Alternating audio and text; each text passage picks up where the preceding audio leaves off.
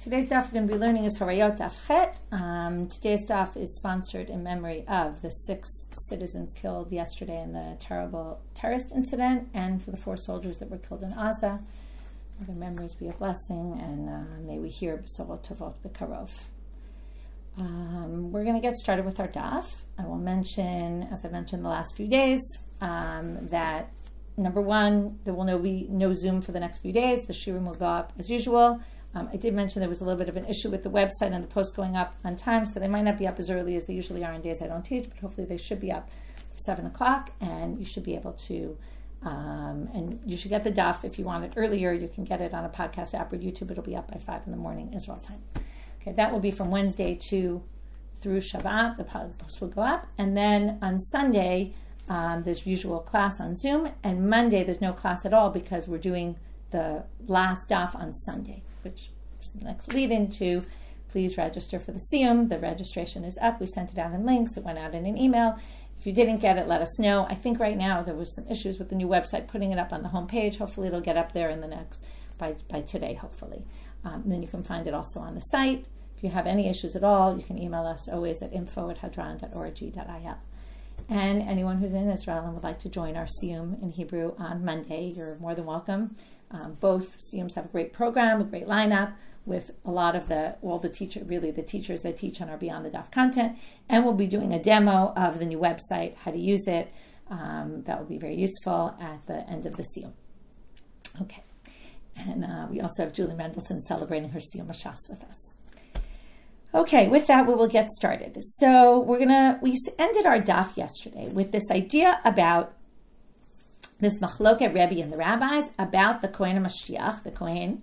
Remember, let's do a little organization, okay? I want you to know, I know Horayot is a lot of technical details and a lot of things. First of all, the next few dapim are kind of fun, okay? We're going to get into issues of leaders and some interesting concepts, and we're going to get to learning shelo lishma, v'ra shelo lishma, all sorts of interesting topics. So the kind of cherry on the whatever is coming up, but I do want to make some order of things because it'll help. So this might be very obvious to you, but in case it's not, I'm going to make it very clear.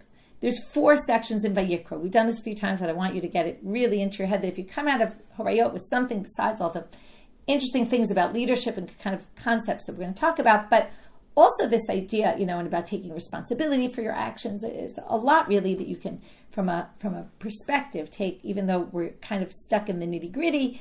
But really this idea of, somebody sins unwittingly and then has to kind of pay the price for it, right? And get up in a public way, say, I made a mistake, right? There's a lot to be said for that.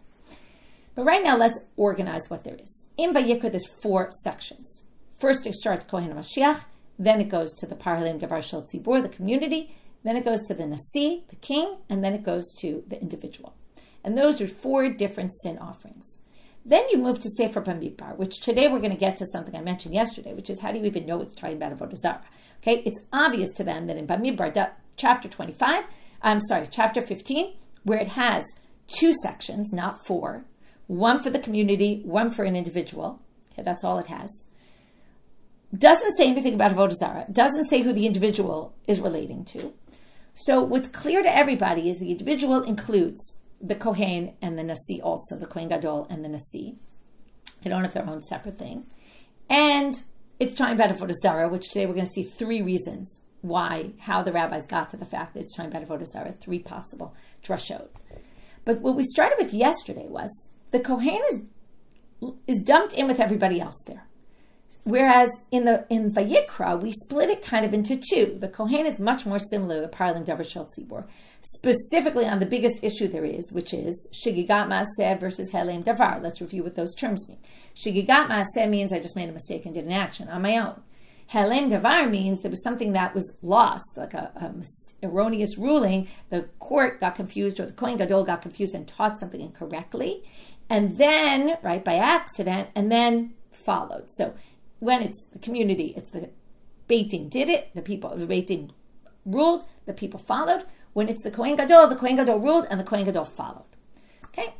The problem is that when we get to Bamidbar, and the kohen gadol gets lumped in with everybody else, to what extent is he lumped in with everyone else? And that was the machloket Rebbi and the rabbis at the end of yesterday's daf. Rebbi said, we lump him in for the korban, and therefore we lump him in for everything, really. He's lumped in, and that means that it's shigigat ma'aseh, the kohen gadol who sins in idol worship, who has to bring this korban, the se'ira, the female goat, that which is the same, the nasi brings the same as the individual, does it in the same way that they do. He just made a mistake and started worshiping idols and thinking it was okay. But not because he issued an erroneous ruling. Or maybe he didn't, right? He just accidentally did something. He didn't realize it was a avodah, whatever shkaga might be there. But the rabbis say no. While he brings the same korban, and that's where we ended, that they all agree that he brings the same korban, se'ira, because it's clear he's included. Nefesh echad includes any individual king, individual kohen gadol, individual person. But he brings it only in the way that the kohen generally brings, helem davar. He has to issue an erroneous ruling and then do it. So that's the machloket. Now we're talking about where they agree. So starting with our daf now. So we said they agree on which korban, okay? They agree that it's, just that, shabasira. Okay. Now we're going to say, they also agree, shavin she'ein mivi asham talui. They also both agree that a kohen gadol doesn't bring an asham talui. Now what does this have to do with anything? Well, the drasha is going to have to do with this. Okay? Again, what's an asham talui? Provisional guilt offer. That means that if I'm not sure if I did something that normally would get me a korban chatat, then I have to bring to tie me over until such time I figure it out so that I get atonement for it. Fascinating topic. In fact, it's the topic of din and daf this week, which went up yesterday. Like, what is this asham talui? It's really a crazy radical idea. The kohen doesn't bring an asham talui at all. Why not? So, minalan, dichti, v'chiper alav kohen al shigato asher shagag. So it says in the pasuk about the asham talui, in Vayikra chapter 5, the kohen, that's the kohen who's working in the temple, dealing with that sacrifice for whoever it is, atones for the shkaga asher shagag. Double language, you don't need asher shagag. Shagag is the verb about the shkaga that he did. So it's obvious he did it. So why do you need to say shagag? So now the drasha is going to split into Rebbi and the rabbis. They're each going to darshan the same thing, but in a different way. Because of their approach, and now we're going to see why this connects, because of what they think about the kohen gadol, specifically in avodah zarah. Why? Rebbi saval, misha kochet obishkaga. The only person who brings this is someone who, every time, all of his sins offerings that he, everything that person, any sin offering that person does, is just because of a shigat maaseh. As opposed to the kohen gadol, that some are shigat maaseh and some are helem davar. If it's avodah zarah, it's shigat maaseh, and then theoretically it could, but no. Rabbi Meir adds it's someone who because they do the shagag, means chet o b'shkaga. His sin is b'shkaga, meaning he just made a mistake, rather than he made a mistake because it was erroneous ruling. So since it's someone who all the sins that they have to bring sacrifices for are specifically shigat maaseh, yatzazeh, the kohen gadol is out because not ein kol chet o b'shkaga ele behelem davar. Because not all of his chata'im are b'shkaga, some are helem davar, meaning all the other mitzvot, whereas avodah zarah is shigat maaseh, but that doesn't mean, right? All aren't. All have to be shigat maaseh. To which the Gemara asks, midi kol, because it never says all there. Where'd you get this word all that you shtupped it in there, right? If it wasn't all, you could say the kohen gadol is included because some of his chata'im he brings a sin offering for, meaning, i.e., in avodah zarah would be shigat maaseh. So where do we add this word all? He says yes, in fact it does. It doesn't really say all, but it's included because if it just wanted to teach you shigat maaseh, it just would have said the word shigato. Lamali asher shagag. Why are those extra words there? From there you learn it has to be all his sins are b'shkaga.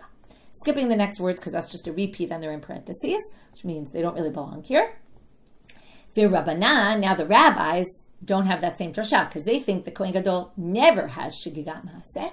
So they obviously say much more simply, misha cheto b'shkaga, someone who in general brings for shigat maaseh. Yet Mashiach she'en cheto b'shkaga, he never brings a sin offering for shkaga. Not lo b'avodat kochavim, the lo b'shar mitzvot, ele b'helem davar shigat maaseh. He always has to do it when it's helem davar with shigat maaseh, and therefore that's not included in the pasuk of asham talui. And therefore, again, this isn't the simple reading of that pasuk. They're all darshaning it, taking it out of context or taking it to a different place. but that's how they darshan it. Okay, new Mishnah. This we actually mentioned yesterday already. The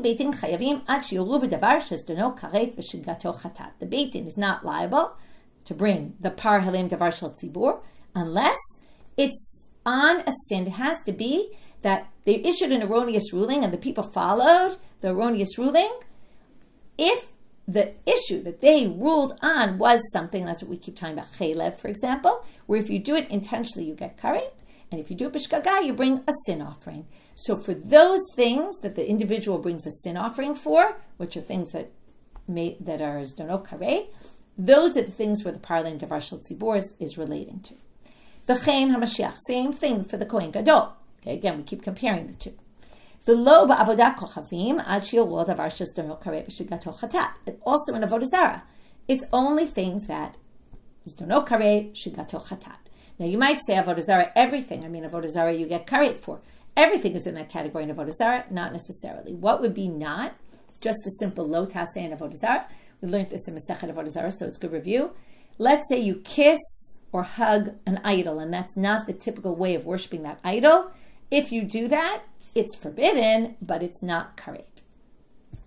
Okay, moving on now, right? If you remember, if you do any of the four major avodot, like bowing, offering an incense, things like that, right? Burning something for them, those, even if it's not the typical way, it's going to be karet. But this is not usually the way you worship. It's not one of the main ways of worshiping idols, and it's not the typical way of worshiping that particular idol. Then it's going to put it in the category, if both those things aren't true, then it's going to be in the category of not karet. So then you wouldn't bring a paralem davar shel tzibur on that. Minala. Now we want to know, okay, we're going to go like this. How do we know that this is true for the regular sins? How do we know it's true for avodah zarah? And from there we're going to get to, right, we're going to start, how do we know it's true for regular sins for the paralem davar shel tzibur? Then we're going to say, what about the nasi? What about the individual? What about the nasi? What about the kohen gadol? How do we know also there? Okay, we're going to have to learn from there to there. Then we're going to do how avodah zarah, and then we're actually going to come back and say, well, the answer we gave for the first question, how do we know for all mitzvot that it has to be the paralem davar shel tzibur is only tzadon karet shigato chatat?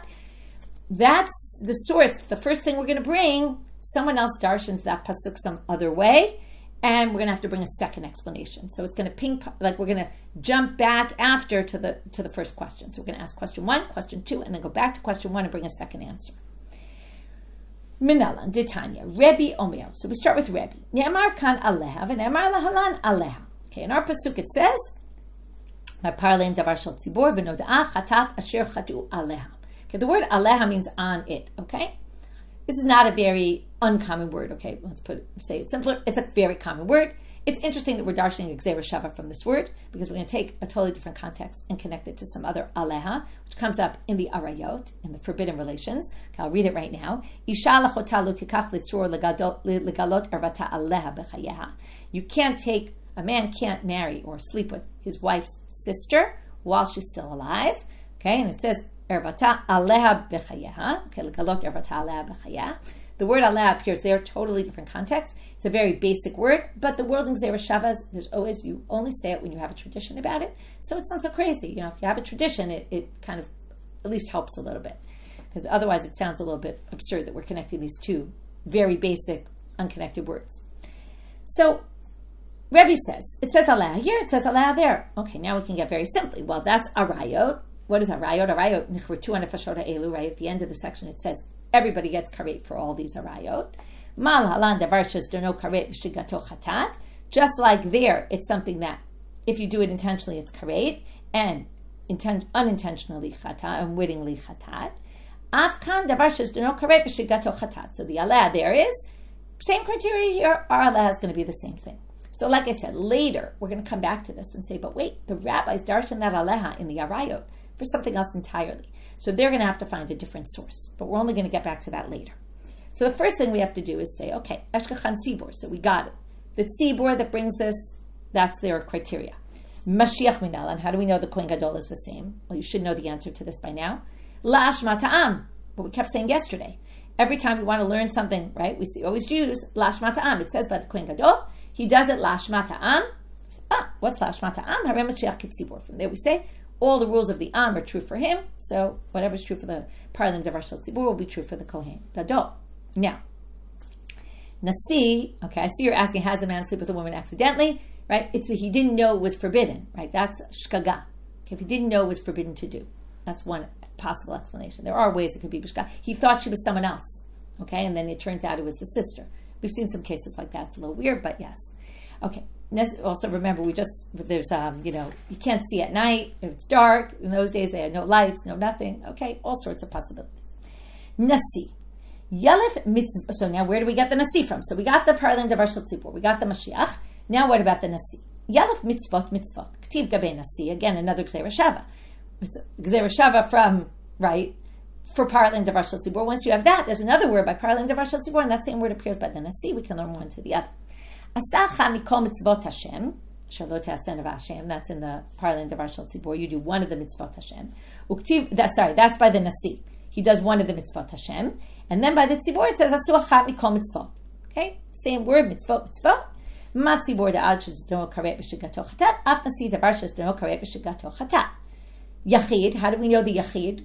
Okay, and this is the basic halacha. Any korban chatat is always the case, right? I mean, it's actually funny because the definition is that it's davar shezdono karet v'shigato chatat. Okay, so now the Yachid, how do we know this? Amar kra v'im nefesh. This we're going to see a few times today. The section with the Yachid is the last in the section, if you remember. And it says vi, end. End is a connector word, connector letter. Okay, in Hebrew it's one letter, in English it's a word. But end connects it to the previous section, v'yomad tachton minei al-yom. And then we're going to learn the bottom section from the top section. So whatever's true for the top section, which we just proved all three are only this, also for the Yachid. Now we're going to move on and do the same thing for Avodat Kochavim. How do we know that when the section in Bamidbar is also talking about Zdono Karet Shigato Chatat, which we learned in the Mishnah? How do we know this? V'lo b'Avodat Kochavim ad shioreh. B'Avodat Kochavim, that's just the quote from the Mishnah. B'Avodat Kochavim minalan. Where do we get it from? Titano Rabbanan. Again, we're going to quote Braita. This one's going to be a little different. Lefi shiatza Avodat Kochavim lidon ba'atzma. Now, this was removed, okay, from the regular section. In other words, this stands alone. It's a standalone. It wasn't included in the other one that talked about all the mitzvot, right? Well, one of the mitzvot, which we thought meant all the mitzvot. It turns out it meant all the mitzvot minus avodah zarah. So this was taken out, and not only that, but it was even put in a different book completely. But okay, that's not what's important here. Just the point that it was isolated out.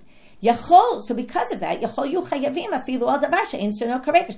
you might have thought, it's classic midrash halakha, you keep doing this, you might have thought this, that it's not like all the others, and it actually includes any kind of sin. But ne'amar kam me'enei, we saw this yesterday, gezera shava from Bamidbar to Vayikra, from Vayikra to Bamidbar. It says me'enei, ne'amar lahala me'enei, the word me'enei appears in both places, from the eyes of the people, right? One place was the kahal, one place the edah, but synonymous words. The main point being the word me'enei appears twice. So once we learn it from there, another gezera shava from the parling davar shel tzibur, right? We had it from there to the Nasi, and now we have it from there to avodah zarah. Eshkachan tzibur, okay, that covers the tzibur pasuk. What about the Yachid in avodah zarah? Yachid, Nasi, Mashiach, which are all learned from one pasuk, right? From the same psukim. They're all lumped together. Nefesh achat. How do we know minalan? Amar kra ve'im nefesh achat. Again, the vav. And if one nefesh, echad yachid, echad nasi, echad mashiach, kulam b'chal nefesh echad him. That was a repeat from yesterday. All of those people are included in the nefesh. V'yomad tachton minei al-yon. And because of the vav, we learned the bottom section from the upper section. The first section was avodah zarah. From there, we learned to the bottom section. Okay. Now, this is all, as I've told you, we're going to get back to. So this was, section 1 was, what's the source for all sins in parling davar shel tzibur, and then in all the other characters, right, all the other individuals. How do we know it's no karet shigato chatat? Then how do we know in avodah zarah? Now we go back to the first answer and say, hani chalaman damapik leila aleh gezera shava kedam maran. If you have this aleh gezera shava, great, we got it. Ela lerabbanan mapke leila aleh al harayot v'tzarot. But the rabbis learned something completely different from there. What did they learn? You might remember the first Mishnah in Yavama, you might not, but most of us, if we learned it, we remember it was that crazy Mishnah with the 15 women who they're at Sarot, and okay, what was that all about? This halach is learned from the word aleha. Aleha appears in Yibum, Yevama Yavo Aleha, which is if a man dies without children, then his brother is supposed to marry his wife, his widow.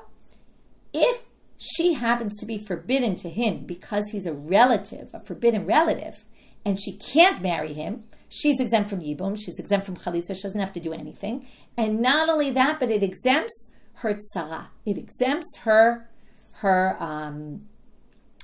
if there's her rival wife. If the man had 2 wives, then just like she's exempt, also the other wife is exempt as well. And there's no obligation of Yibum or Chalitza for anybody. Okay? That is learned from the gezera shava of Aleha in the Horayot and the Aliyah of the Yibum. That when there's an erva, it overrides Yibum basically. Okay? There's no chiyuv Yibum. And it exempts, right, completely even the tzarot. So that's all learned from Aleha. How they learn, I'm not going to get into right now. But if you use Aleha for that, then davar shes no karet v'shigato chatam manalu. Then where are you going to learn there's no karet and the shigato chatam? Nafkale midemat nele Rebbi Yeshua ben Levi libelei. He's going to learn it from some other pasuk. So here comes the second source for davar shes no karet v'shigato chatam, specifically by regular mitzvot, not avodah zarah. Avodah zarah we're set with.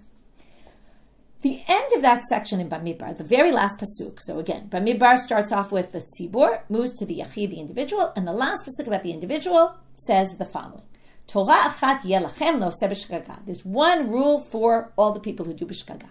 Okay, the Torah achat. There's one way of doing it. The next pasuk is va'nefesh asher ta'asena biyad ramah. Okay, so now it says this is the next section. It's already moving on to a different topic, but it says. Hanefesh asher taseh b'yad ramah umin ager et Hashem umigadef. Sorry, min ezrach umin ager, whether he's an ezrach or a ger, a citizen or an outsider. Et Hashem umigadef. Okay, ger. I don't remember there the ger whether it's talking about right here. It's probably talking about a ger who converted. Okay, et Hashem umigadef. He curses God. Okay, or he's desecrating the name of God somehow. V'nichrita nefesh hi mikerav amah. Okay, and he gets karet. That's the first thing to note here. Karet is mentioned in that pasuk, and then it says the next pasuk is dvar Hashem baza. He totally went against the word of God, which they understand to mean avodah zarah. Okay, so now they're going to say the following. There's karet there, and then it says Torah achat yelachem. So what do they learn from here? Hukshu kol Torah kula lavodat kochavim. We're going to compare the Torah achat, and then the mention of avodat kochavim, and karet says we're going to compare the whole thing to avodat kochavim. So remember. He doesn't have the drasha alea, but he does accept the drasha for avodah zarah. So once you have avodah zarah, is davar shes no karet shigato chatat, ma avodat kochavim shchayvim al no karet al shigato chatat, af kan shchayvim al no karet al shigato chatat. So from there we're going to learn to everything else. So the psukim in the avodah zarah section, which mentioned karet also, and also we learned anyway avodah zarah is karet. So from there we're going to learn back to the others because of this Torah achat. There's one rule for everything. That's really what it's saying. So if we learn it for avodah zarah, we can learn it for everywhere else. Eshkachan yachid nasi umashiach bein b'avodat kochavim bein b'shar mitzvot. Okay, so that got us yachid nasi umashiach because that was in that pasuk there. Torah achat was in the pasuk about the individual. Now we have to say tzibur minalam. Where do we get the tzibur from? Very simply, there's the vav. Now until now we keep saying the vav is at the end and it connects, right? What was learned above teaches you about below. Now we're going to do the reverse. The vav is on the second part, the yachid. Same vav we darshan before, but now we're going to darshan the other direction. We're going to say the vav is the connector. It connects also with the reverse. We can learn the upper part, the earlier section, from the lower section, from the later section. So once we learn it for the yachid, we can learn backwards to the tzibur. The Rebbi, now we have to finish up this ping pong because what we did was we said, well, the rabbis don't have the Aleha. They need this other drasha. What drasha? They take Rabbi Yeshua ben Levi's drasha. But now the problem is, wait a minute. Rabbi Yeshua ben Levi's drasha, what is the Rebbi, who already has a different drasha, doesn't need this drasha? What does he do with those psukim, the Rabbi Yeshua ben Levi darshan? So, my avale, what does he do with those psukim of Rabbi Yeshua ben Levi?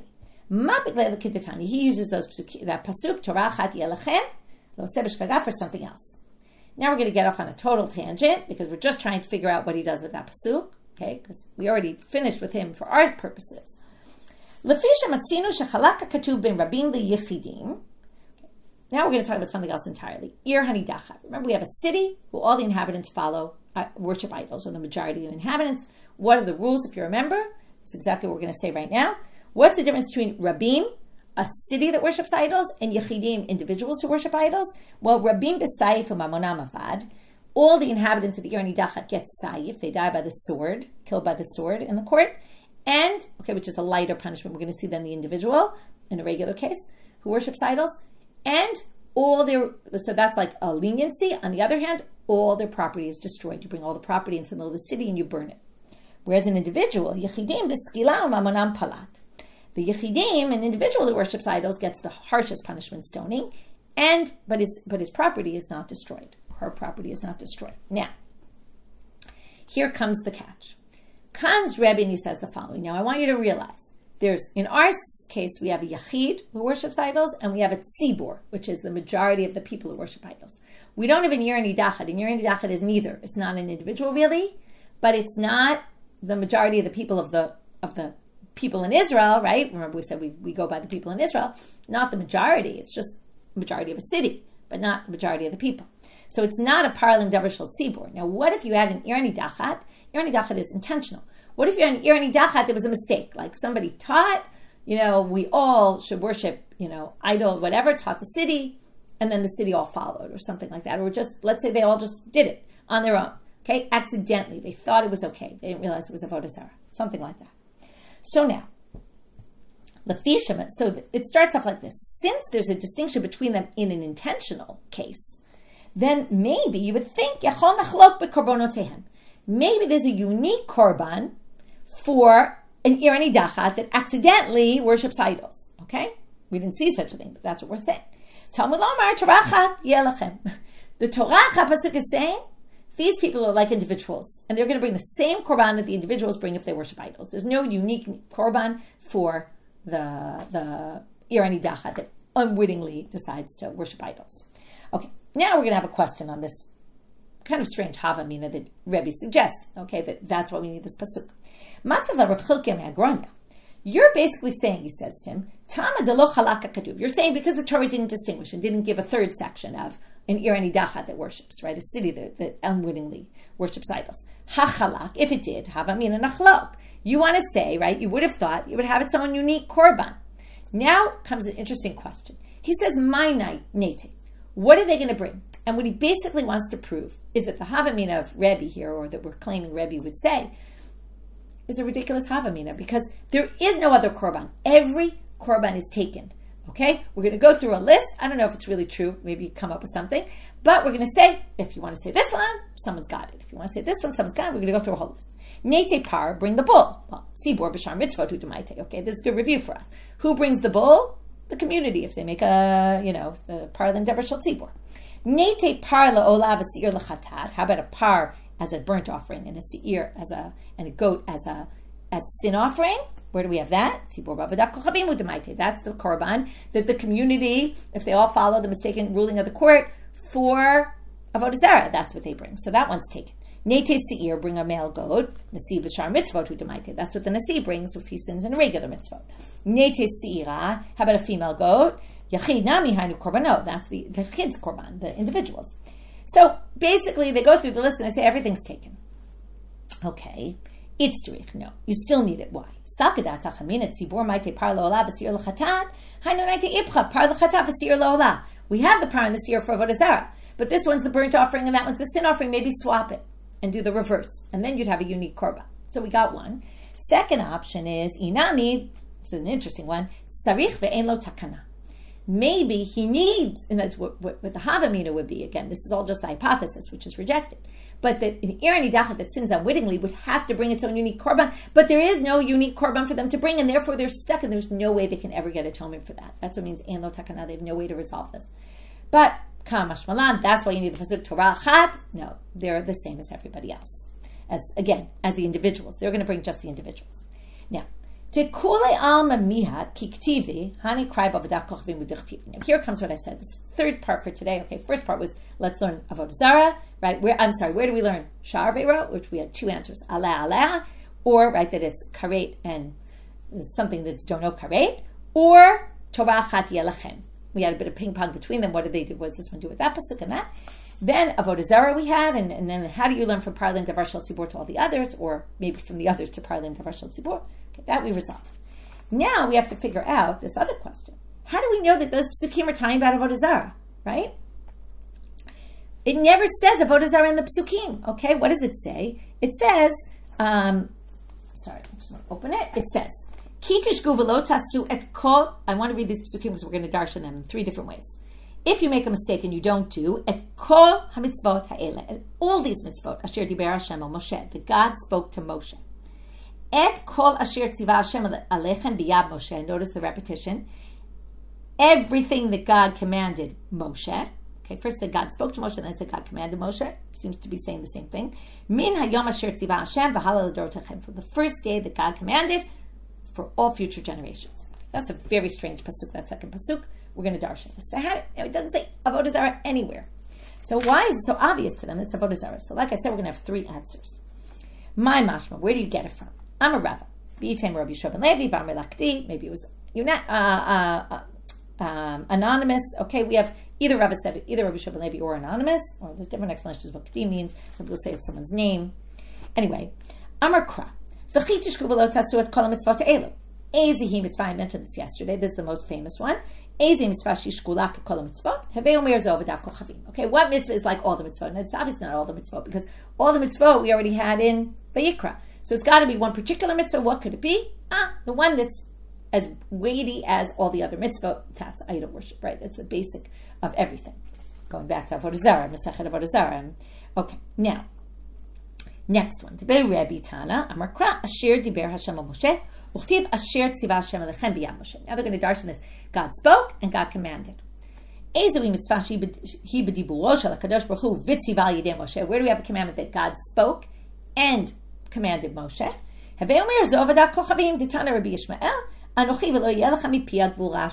Right? God said those explicitly, and then remember, according to the people got scared, didn't want to hear God, right? And then God stopped talking.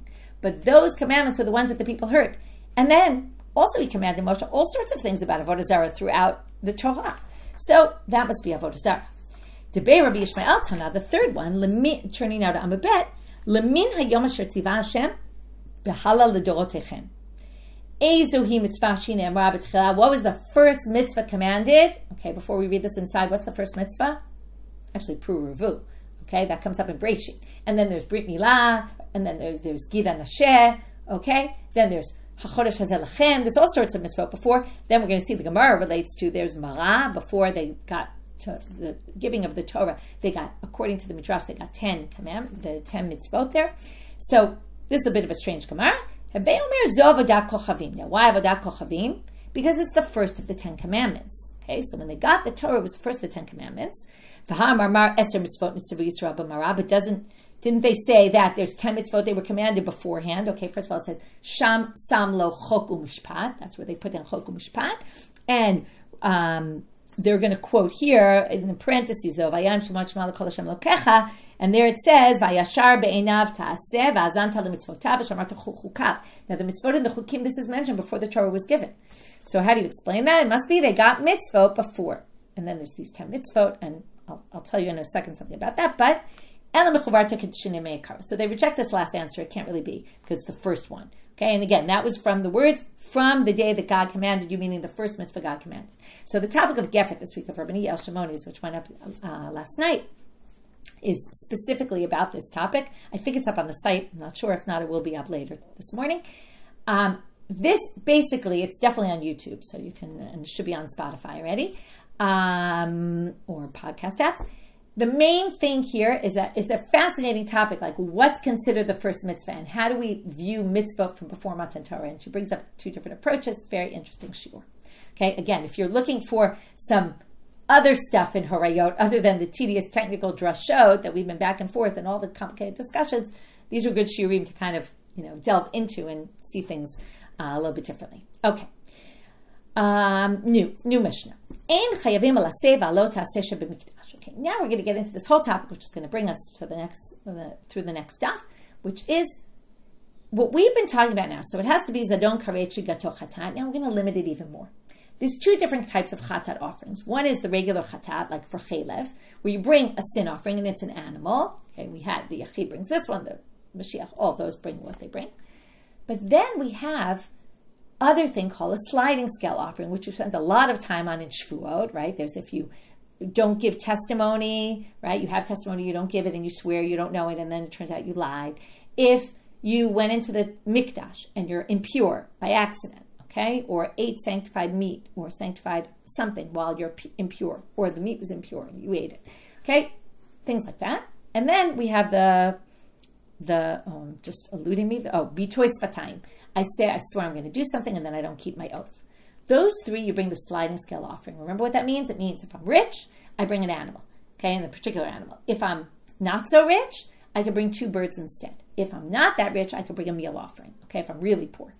So it's a sliding scale offering. We're now going to say, basically, in other words, but you're not going to be liable, the par halim davar shel tzibur, unless it was a sin that you would have been liable for a chatat kfu'ah, set chatat. So that's what they're going to basically say. If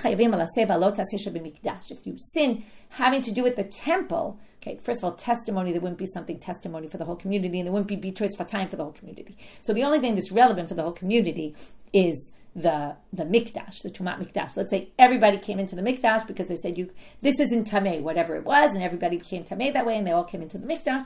You're not going to bring a parlim davar shel tzibur. Not only that, also the asham talui is not applicable for this sliding scale offering. But you are obligated if it's an aseh and a lo taseh of nida, which is karet, okay, and a chatat kfu'ah. That has both the criteria, both its karet, nida, and you bring a regular sin offering for it, the animal. And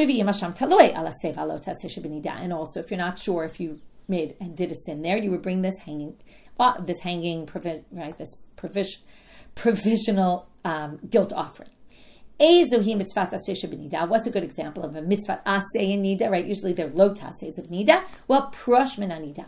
When the woman is expected to get her period, the husband and wife have to separate. So that's a positive commandment, and that comes from the zartim. You should stay far away from tum'ah. That means when a woman's expected to they have to separate, that would be an aseh. Mitzvah lo taseh al tavo al nida. Don't have relations with the woman in nida. Now the Gemara wants to know, menani milei, did tzibur lo mechayve korban ba'alma, v'yachid asham talui namilo. How do we know these 2 halachot in the Mishnah? That the parlim davar shel tzibur, right, is not going to be relevant for this sliding scale offering. And how do we know that an individual won't bring an asham talui if they sinned, right? If they're not sure if they did one of the 3 things that you bring in korban olevi or reg, you won't bring an asham talui. So, Amar Rav Yitzchak bar Avdimi, ne'amar va'ashem b'chatat u'b'asham talui, ne'amar va'ashem u'b'tzibur. Ma asham b'yachid b'chatat kfu'ah, af asham u'b'tzibur b'chatat kfu'ah. We're going to do a 3-way gezera shava. It says, okay, I'm going to read you the psukim. Vayikra daled kaf zayin, im nefesh echad tachtav shkaga me'am haaretz b'asutacha mitzvot asher lo ta'asena ve'ashem. That's by the individual. Im nefesh ki tachtav asa achad mikom mitzvot Hashem asher lo ta'asena ve'lo yada ve'ashem v'nasa vono. Okay, that's 1 second. No, I think I'm reading the wrong pasuk. Right, that's the asham talui pasuk. Nefesh ki techtav asta achat mikom mitzvot Hashem asher lo ta'asena ve'lo yada. He's not sure.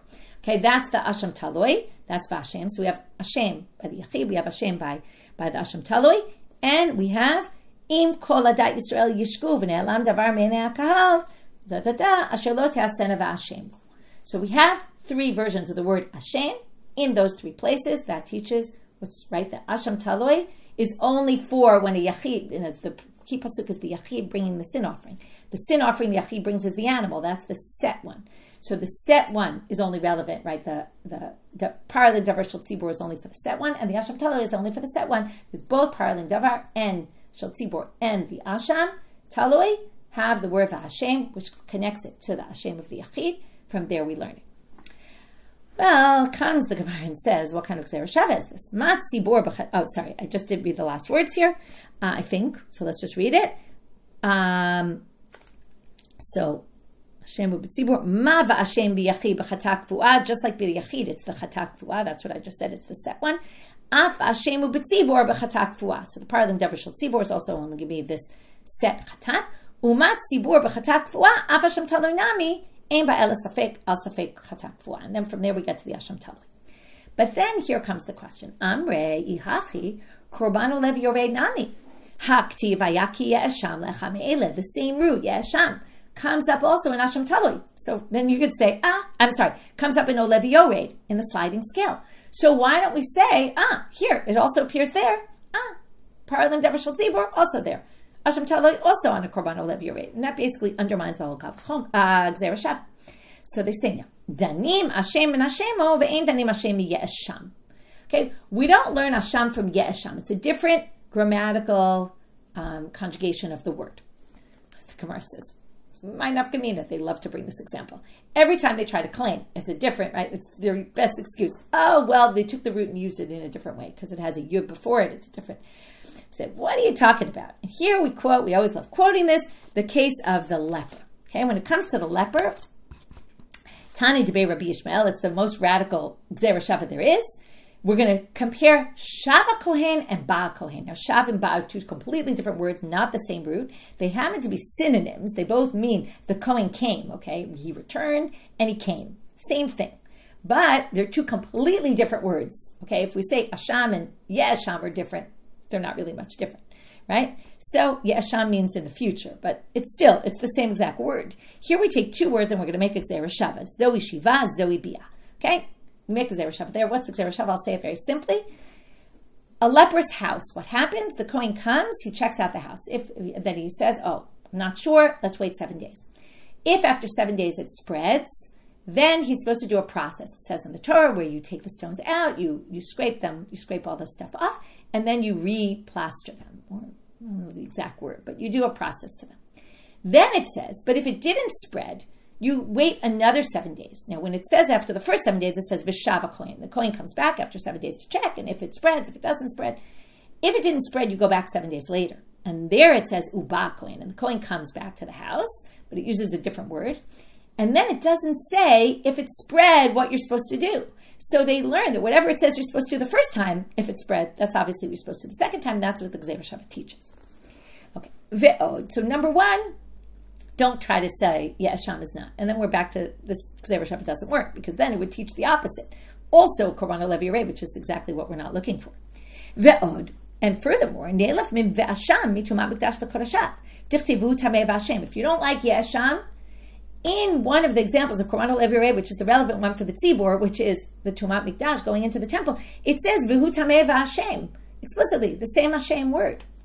So Amar Papa, it's fine, I'll fix this.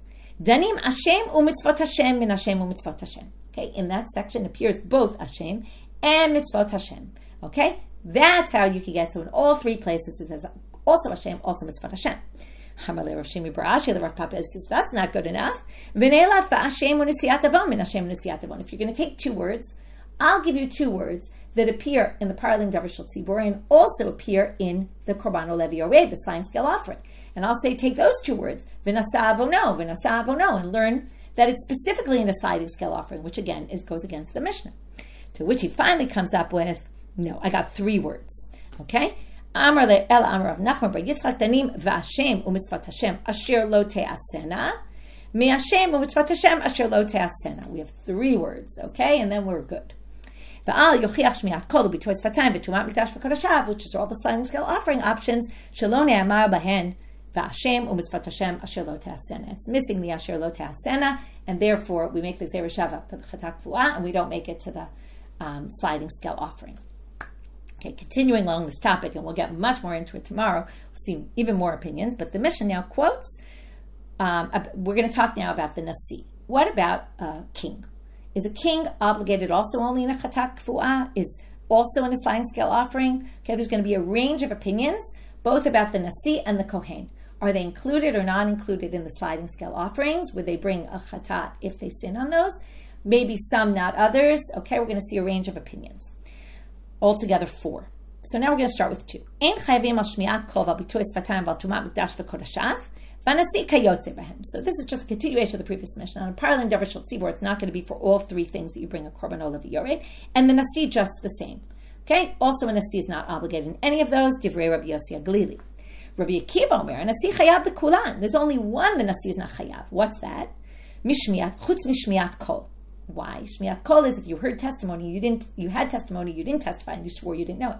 Well, a king never would do that. Why? Remember Sanhedrin, 2nd chapter? Ha-melech lo dam v'lo tanimoto lo me'iv v'lo me'idinoto. A king can't testify, so he'll never be part of that. Okay? Now we're going to understand where Rabbi Yossi HaGlili comes from, and with that we'll finish for today.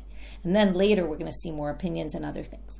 Amar Ula, my time de Rabbi Yossi HaGlili. What's his reason? Amar Cross, so they're going to start with one and then reject it and bring it different. Vayaki asham lechat me'ele. Okay, that's where in the pasuk about the sliding scale. So we say kol shemitchayev be'echad mitchayev be'kulam. One of these, that means one for all and all for one. You're either in or you're out. So what does he say? Since you can't, if you're not part of one, then you're not part of any of them. Well, the Melech can't testify, so he's not part of Shmiat Kol, which means he's not part of any of them. But the Gemara says, you could say Echad Mikulam means one of the many, meaning could be he's only chayav in one. In other words, you could put that in both directions. Ella, so they give a different answer. Tamid Rabbi Yossi HaGlili Mehacha, and this you're going to have to wait for tomorrow to see. Okay, he's going to bring a different answer, which I'll give you the gist of. A melech can never be poor, and therefore he's not part of this whole sliding scale offering, because the sliding scale offering assumes that you could be in a dire financial straits, and the king will never be in dire financial straits, and therefore he's just not part of the whole sliding scale offering at all. Okay, and that's a different reason. So we'll get back. Tomorrow's topic is really all about this. Okay, so what did we do today? We started with this. Both agree, Rebbi and the rabbis, about the kohen gadol doesn't bring an asham talui, and we proved that from a pasuk. Then we moved to the varshas no karet shigato chatav. We had two answers, two explanations, two different drashot as to where we get it from for regular mitzvah. We have one for the avodah zarah, and then each time we had to learn from there to all the other characters. Not only the tzibur, also the yichidim and the nasi and all that. In the avodah zarah, it was actually about the yichidim, and from there we learned to the. That also we learned from the tzibur first. Okay, then we had a bit of ping pong back between the two different opinions and how does each one darshan the other's pasuk, or how does the pasuk that the second drasha is, how does the first person darshan that pasuk? And from there we got off on a tangent, and then we gave three answers. The last one was rejected as to how we know that those pasukim Bamidbar are talking about idol worship. Then we got to the fact that we started with the tzibur. The tzibur only brings a parlin davar shel tzibur if the sin was a chatat kvuah. If the sin was something like a sliding scale offering, for example, the tumat mikdash v'korashav, that was the only one that was relevant to the tzibur. There's no parlin davar shel tzibur. We saw the source for that, which in the end was this gezera shava that we had to kind of expand on to include three phrases that were the same, also there, and also to teach that the tzibur doesn't ever bring an asham talui. And from there we finished with what about the nasi, and we saw machloket. Two opinions, and we're now in the middle of figuring out what the source of their opinions is. And with that, we finish for today. Wishing everyone a good day. Let's hope today is a day with better news, a more peaceful day, and wishing everyone a good day.